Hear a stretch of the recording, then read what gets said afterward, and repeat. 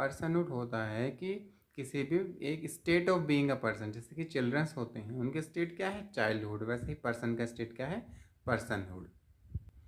Personhood जो है वो एक सोशल कंस्ट्रक्ट है, यानी कि सोसाइटी ने रिकॉग्नाइज किया है कि कोई इंडिविजुअल जो है वो एक सोशल इंडिविजुअल बन चुका है, यानी कि वो पर्सन बन चुका है, ठीक है। उसको पर्सनहुड एक रिकॉग्निशन होता है जो सोसाइटी हमें देती है। इसका मतलब ये है कि हम एक सोशल बीइंग बन गए हैं, हम सोसाइटी के नॉर्म्स, रूल्स और वैल्यूज़ को फॉलो करते हैं, हमारा कुछ स्टेटस है सोसाइटी में, डिग्निटी है, ठीक है, और रेस्पॉन्सिबिलिटीज़ वगैरह हैं।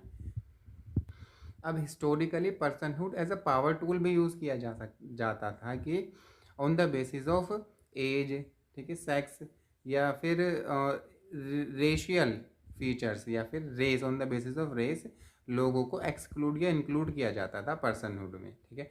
जैसे कि जो कॉलोनियल पीरियड था उसमें जो कॉलोनीज़ के जो नेटिव लोग थे उनको फुल पर्सनहुड नहीं दिया जाता था, ठीक है, उनको बहुत सारे फ्रीडम्स या राइट्स नहीं मिलते थे।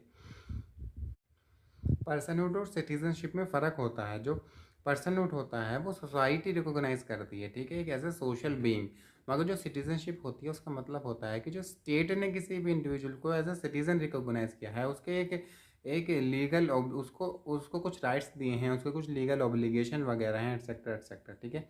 अब देखो जो पर्सनहुड है वो जो लार्जर सर्कल है उसके इनसाइड सिटीजनशिप आता है, यानी कि कोई इंडिविजुअल को अगर आप पर्सनहुड ही डिनाइड कर दोगे तो उसको सिटीजनशिप नहीं मिलेगी, मगर रिवर्स टू नहीं होता। एक जो इंडिविजुअल है वो सिटीजन हो सकता है मगर उसको फुल पर्सनहुड ना दी जा रही हो। जैसे कि 1950 से पहले के यूएस में क्या था, वुमेन्स को राइट टू वोट या राइट टू प्रॉपर्टी नहीं था, यानी कि उनको फुल पर्सनहुड नहीं दिया गया था, मगर वो एक फुल सिटीजन थे यूएस की।